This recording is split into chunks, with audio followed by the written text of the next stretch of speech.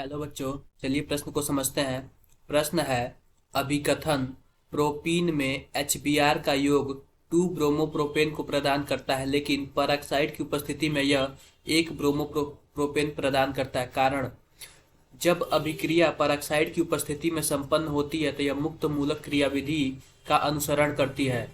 2 degree मुक्त मूलक 1 degree मुक्त मूलक की तुलना में अधिक स्थायी होता है।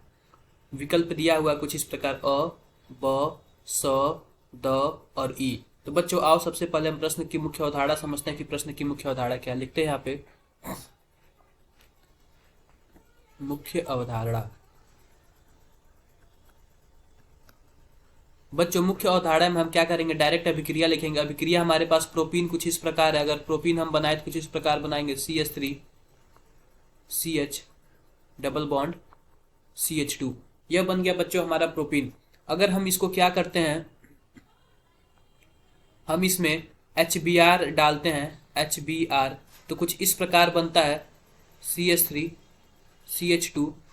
और यहाँ पे क्या होता है, यहाँ पे प्लस बनता है और यहाँ पे CH2 माइनस बनता है। बच्चों यहाँ पे जो HBr होता है वो H प्लस और Br माइनस में टूटता है। तो जो Br माइनस होता है, यहाँ पे जो हमारे पास 2 डिग्री वाला कार्बोकेटायन वहां पे जुड़ता है, और जो H होता है वह 1 डिग्री वाला कार्बन आयन के पास जुड़ता है। तो कुछ इस प्रकार उत्पाद बना लेता है, CH3 CH2, यहाँ पे हो जाएगा Br हो जाएगा और यहाँ पे हो जाएगा CH3 हो जाएगा, कुछ इस प्रकार हो जाएगा।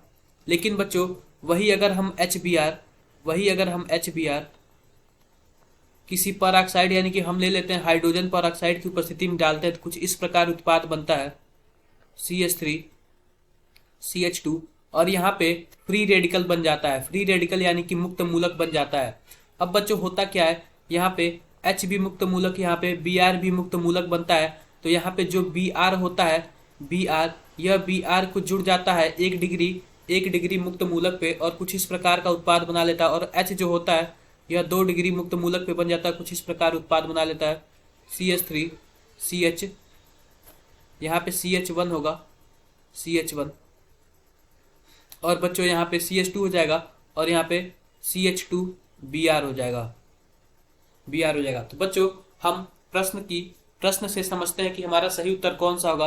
प्रश्न हमारा कुछ एसर्शन इस प्रकार दिया, प्रोपीन में HBr का योग 2 ब्रोमोप्रोपेन को प्रदान करता है। बच्चों जो इसका नाम है हमारे पास, इसका नाम है वो कुछ इस प्रकार है, 2 ब्रोमोप्रोपेन।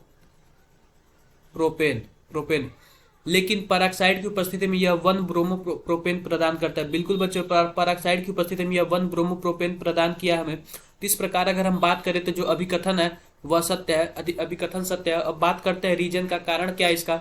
जब अभिक्रिया परऑक्साइड की उपस्थिति में संपन्न होती है तब मुक्त मूलक की क्रियाविधि अनुसरण करती है। बिल्कुल बच्चों जब यह परऑक्साइड की उपस्थिति में संपन्न हुई है तो हम देखें हैं कि यहाँ पे मुक्त मूलक बना हुआ है, कुछ इस प्रकार मुक्त मूलक बना हुआ है। यह 2 डिग्री मुक्त मूलक 1 डिग्री मुक्त मूलक की तुलना में अधिक स्थायी होता है। बिल्कुल बच्चों सही जवाब है इसका। जो यहाँ पे 2 डिग्री मुक्त मूलक होता है वह 1 डिग्री मुक्त मूलक के तुलना में अधिक स्थायी होता है। तो बच्चों अगर हम बात करें कि रीजन भी जो है इसका कारण भी सत्य है, लेकिन जो कारण कुछ इस प्रकार है कि यह यानी जो हमारे पास अभिकथन है उसका पूर्ण व्याख्या नहीं करता। तो हम यह बोल सकते हैं कि ए और आर दोनों सत्य है, लेकिन आर ए का सही व्याख्या नहीं है। तो बिल्कुल जो बच्चों बी विकल्प होगा वो सही होगा। ए और आर यानी कि एसर्शन और रीजन दोनों सत्य है, लेकिन जो हमारे पास जो रीजन है वह एसर्शन का सही व्याख्या नहीं है। तो इस प्रकार बच्चों हमारा विकल्प बहुत सही है। आशा करते हैं कि आपको मुख्य अवधारणा के आधार पर प्रश्न समझ आया होगा। धन्यवाद।